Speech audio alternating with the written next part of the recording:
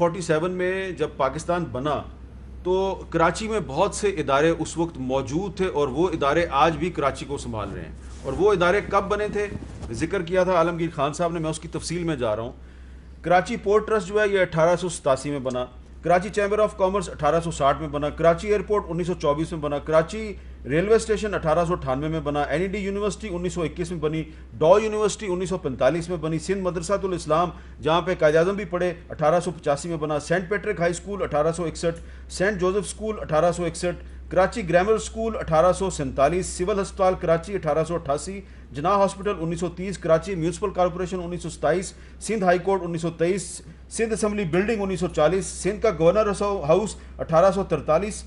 चिड़ियाघर Karachi 1878, Karachi Gymkhana 1886, Empress market 1884, Karachi boat club KBC 1881 और